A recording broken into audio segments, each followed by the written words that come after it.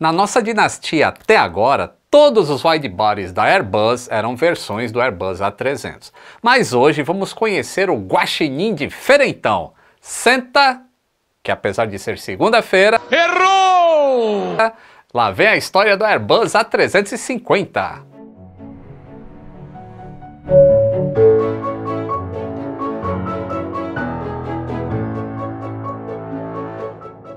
Saudações aeronáuticas, tudo bem com vocês? Tudo bem.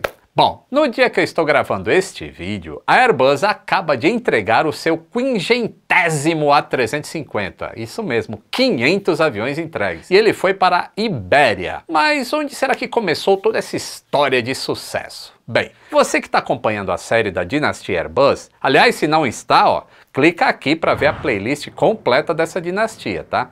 Mas você sabe que os europeus lançaram seus novos widebodies de sucesso ali no comecinho dos anos 90. Em 91, o A340 voou pela primeira vez, e em 92 foi a vez do A330. O 340, a gente já viu que ele foi o avião certo na hora errada. E o A330 fez muito sucesso, e vendeu quase 5 vezes mais que o A340. E o A330 continua em produção até hoje, 30 anos depois do primeiro voo. Ele nasceu para bater de frente com os DC-10 e o TriStar. Bateu e destroçou. E também foi um adversário à altura do Boeing 767 e as atualizações constantes, inclusive voando mais longe que o grande sucesso da Boeing. Mas aí, os americanos anunciaram que iriam construir o Boeing 787, o avião mais moderno e econômico do planeta. Um avião que poderia voar praticamente para qualquer lugar do mundo. No começo, a Airbus nem se preocupou tanto com esse novo avião. Eles estavam confiantes no A330 e diziam que o 787 era uma resposta para o A330. Só que as companhias aéreas começaram a cobrar um novo avião da fábrica.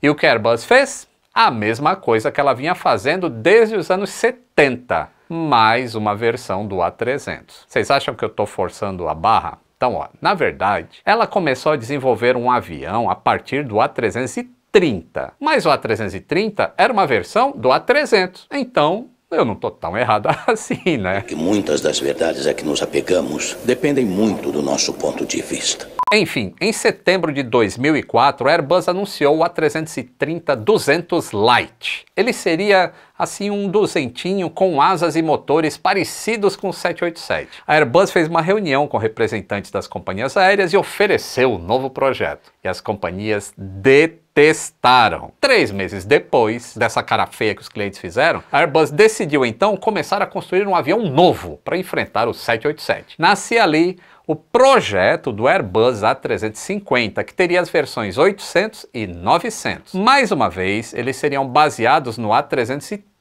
e ocupariam um mercado de 250 a 310 assentos. A ideia da Airbus é que o A350-800 voasse até uns quase 16 mil quilômetros com 250 assentos. E o 900 teria uma média de 285 lugares, voando também uns 14 mil quilômetros. O grande diferencial dos aviões seria a economia de combustível. A ideia da Airbus é que eles tivessem asas feitas em fibras de polímero de carbono, que são tão resistentes quanto os metais, mas pesam bem menos. E nos primeiros projetos, os aviões iam usar motores General Electric, o GEnx, o mesmo usado tanto no 787 quanto no 747-8. Com essas novas asas e esses novos motores, ele teria uma eficiência de combustível de 10% a mais do que a geração anterior. Em 2005, a Qatar Airways se tornou a primeira interessada por esse novo modelo, anunciando a intenção de comprar nada menos do que 60 A350. Mas presta atenção, nessa época, o A350 ainda era um A330 com asas, motores e estabilizadores remodelados. Não tinha nada a ver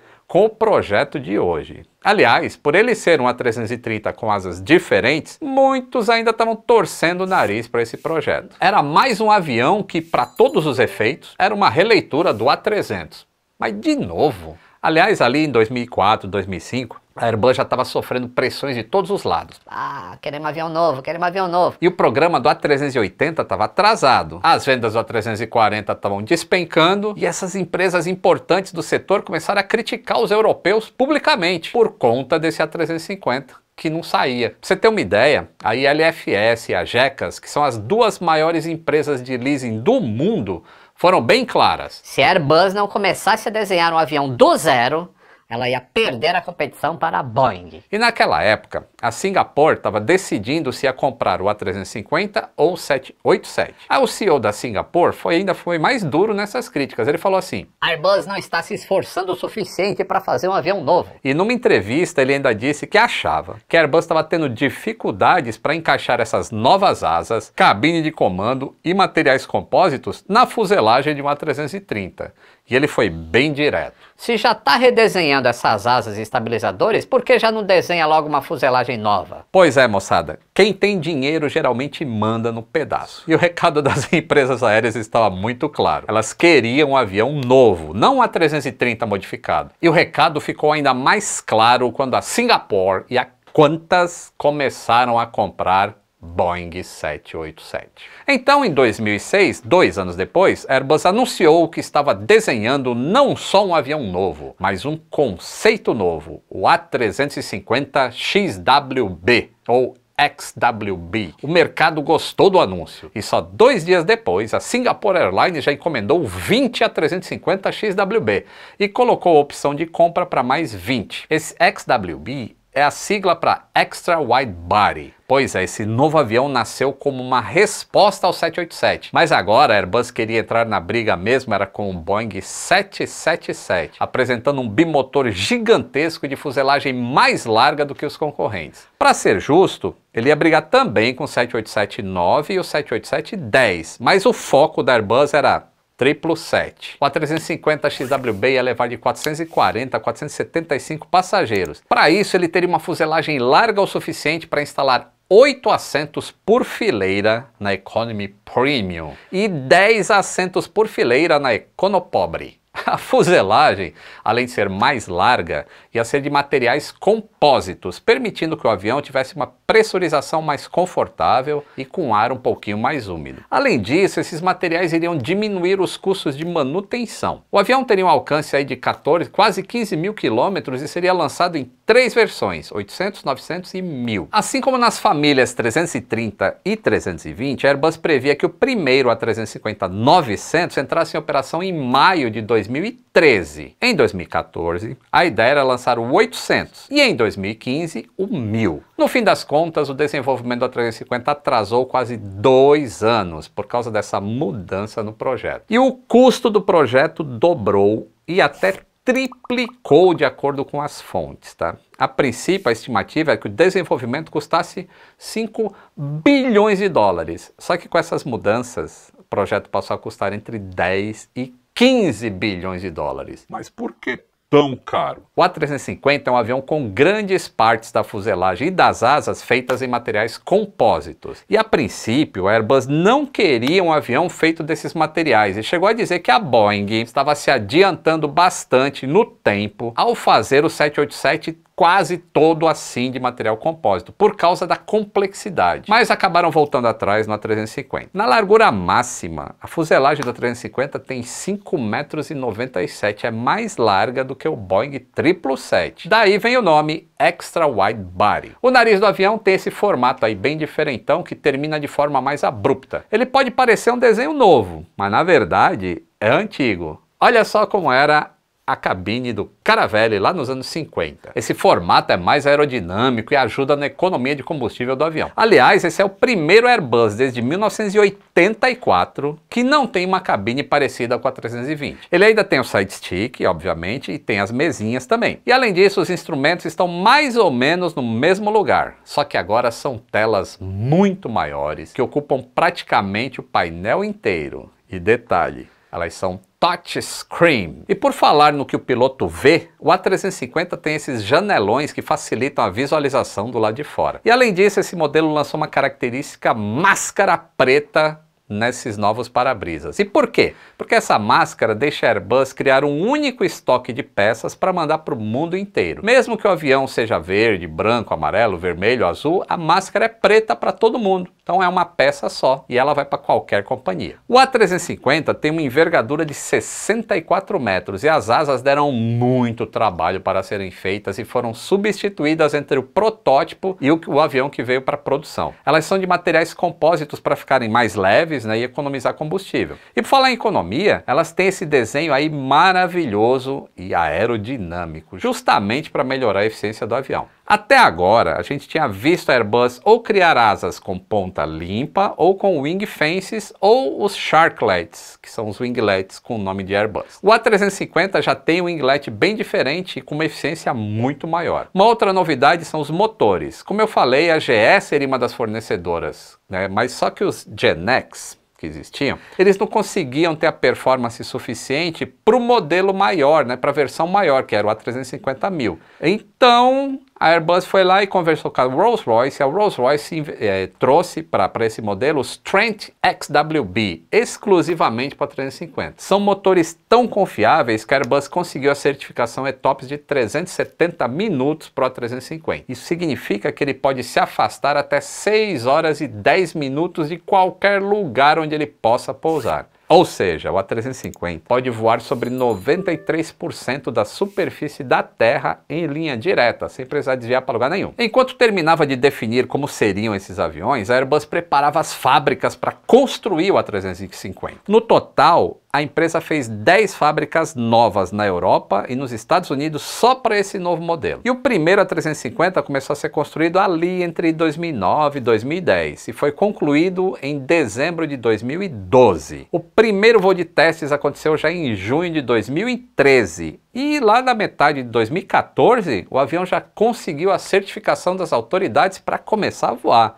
Foi bem rápido. Eu falando assim há um monte de anos, mas em relação ao o tempo que se leva na aviação foi até rápido. Tinha chegado a hora então do A350 conquistar o mundo. O primeiro a voar comercialmente foi um -900 e foi pela Qatar Airways. Aconteceu em dezembro de 2014. Ele fez o voo entre Doha e Frankfurt, na Alemanha. O A350-900 ele concorre diretamente com o Boeing 787-10 e o 777, além de substituir os A340, 500 e 600 em várias companhias aéreas, tipo a Iberia. Como eu falei, a Airbus chegou a desenhar o A350-800, queria medir aí uns 60 metros, ia ser mais curto, só que em uma configuração de 3 classes, ele ia levar aí uns 276 passageiros e um alcance de 15.300 km. Só que a Airbus lançou também o A330neo, que era bem parecido com o A350-800, só que mais barato, fazendo a mesma coisa. Então as companhias começaram a trocar as encomendas ou pelo 30neo ou então por uma versão maior do A350, que compensava mais. E aí o A350-800 acabou nunca saindo do papel. Sem se preocupar mais com o 800,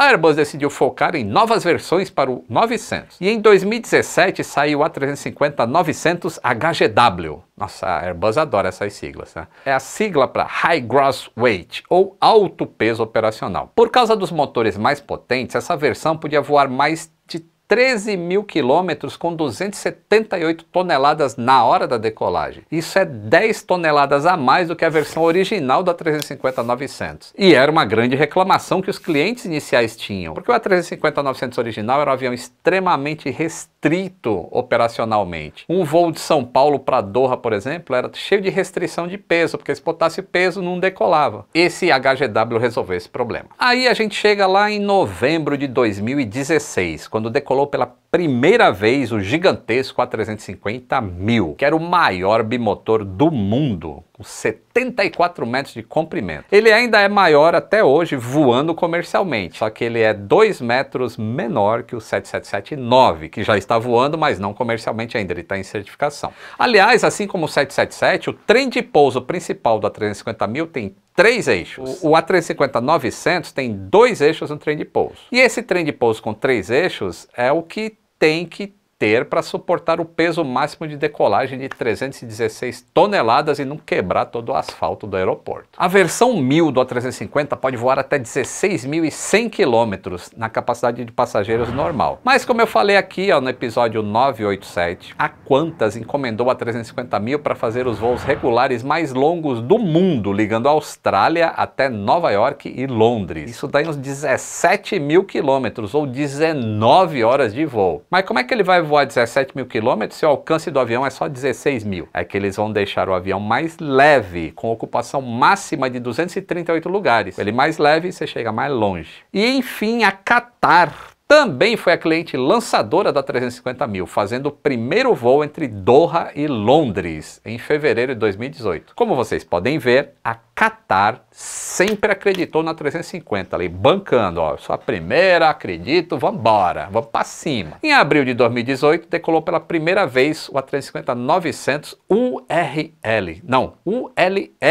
É Ultra Long Range. Ele é uma versão modificada do A350-900 que pode decolar levando 5 toneladas a mais do que o IGW, que dá um total de 280 toneladas. E pode carregar até 165 mil litros de combustível. Isso é 24 mil litros a mais do que o A350-900 original. Só para comparar uma curiosidade, 24 mil litros é quase a capacidade total de combustível de um A320 Cell. Enfim, com todas essas modificações, o A350-900 ULR tem um alcance de quase 18 mil quilômetros. Aliás, hoje em dia, os voos mais longos do mundo são da Singapore Airlines, ligando Singapura até Londres. Adivinha que avião faz esse trajeto? Pois é. Como se não bastasse, ainda existe a versão executiva do A350, que é o ACJ350, que é baseado nesse ULR. E como ele transporta bem menos gente, ele pode voar até 20 mil quilômetros, moçada. Esse novo avião presidencial da Alemanha, inclusive, é um ACJ350. E ainda tem um projeto de uma versão regional, que é o A350-900, focado em voos curtos, com alta demanda de passageiro. Tipo lá na Ásia, Japão, acontece bastante isso. E ele acaba tendo um peso máximo de decolagem mais baixo, só 217 toneladas, porque é para voo curto. Mas esse modelo não vendeu muito não, porque é mais focado lá nas empresas da Ásia. Mas mesmo lá, eles não se interessaram muito. E mais recentemente a Airbus decidiu lançar o A350F, que é a versão cargueira da aeronave. Vai ter um tamanho de 70 metros e vai ficar ali entre o 800 e o 900 e pode decolar com até 290 toneladas. E a ideia da Airbus é que com esse peso ele voe até 9.250 quilômetros. O plano original era substituir o MD-11, só que ele tem um volume de carga 10% maior do que o 777F, né, o freighter da Boeing, e pode competir até com algumas versões do 747 cargueiro. Então, se seguirem por esse caminho, vai ser um sucesso. Até o momento, eles venderam 31 unidades do A350F e deve começar a voar lá para 2026, vai demorar ainda. E aqui no Brasil, teve alguma empresa brasileira que comprou o A350? Bem, até pouquinho tempo atrás, a única companhia brasileira que tinha voado a 350 era a Latam, ali entre 2016 e 2020. A companhia usava esse avião em voos para a América do Norte e para a Europa. E se você desse sorte, ainda conseguia voar com ele aqui no Brasil, tá? Inclusive aqui no episódio 47, eu fiz um dos primeiros voos do A350 no Brasil. Foi para Manaus, inclusive. E se você deu sorte, ali por volta de 2018, a Latam estava checando os comandantes em voos. E esses voos eram domésticos, entre Guarulhos e Confins. E as passagens eram baratinhas, estavam em R$110 nessa época. Só que aí veio o quê? A pandemia. E com a interrupção dos voos, a Latam passou os aviões para frente. Está muito caro ficar parado. E preferiu focar no Boeing 777 e no Boeing 787. Ali por volta de 2017, a Avianca Brasil também chegou a falar: não, a gente vai pegar e usar 350 e coisa e tal, coisa e tal. Só que vocês sabem o que aconteceu com a Avianca, né? Se não sabe, a história dela termina aqui no episódio 411. Agora, quem acabou de receber os primeiros A350 foi a Azul. Até a gente tentou mostrar detalhes do avião por dentro, mostrar mais, né, configuração, só que infelizmente a nossa agenda não bateu com a agenda da Azul. E aí, não temos informações aqui. Mas se você quiser saber como se monta um Airbus A350, vê esse vídeo incrível aqui no episódio 841. É a nossa visita lá na fábrica em Toulouse. Ficou muito bom esse vídeo. Mas nem tudo são flores na carreira da 350. Você lembra que eu falei da Qatar, que foi a primeira apoiadora do modelo? Pois agora ela é a mais vocal, reclamando do avião e processando a Airbus por supostos problemas na produção da 350. A Qatar groundeou, ou seja, parou, os aviões estão no solo, mais de 22 A350 por problemas de rachaduras em uma das camadas de polímero da asa e da fuselagem. Esses danos no polímero faz com com que a pintura fique toda craquelada. A Airbus diz que isso não causa problemas para a estrutura ou para a segurança de voo do avião. Só que a Qatar diz que isso afeta a proteção contra raios. Essa disputa ainda está rolando na corte lá na Inglaterra. E a Qatar está exigindo 618 milhões de dólares da Airbus e mais 4 milhões de dólares por dia por avião parado. A Airbus cancelou as compras então que a Qatar ia fazer do A321 e, como retaliação, ainda foi autorizada a entregar outros A350 da Qatar para outras empresas, como a Air India. Quando a Airbus fez isso, aí a Qatar publicou um vídeo no YouTube, porque até então estava tudo em segredo ali. E nesse vídeo eles mostram todos os problemas do avião. E pelo jeito, essa disputa vai longe ainda. Enfim, essa é a história do Airbus A350. Se você gostou, deixa o like. E também se inscreva no canal se não for inscrito. Clique aí no sininho para receber as notificações, muita gente não recebe. Apoie o conteúdo do canal, é só clicar no botão Seja Membro. E aí você tem o seu nome aqui para sempre, junto com esses amigos. E também descontos na loja do Aviões e Músicas e mais conteúdos exclusivos. Inclusive algumas lives que você pode comentar sendo membro, apenas membro. Tá bom? Um grande abraço e até o próximo voo!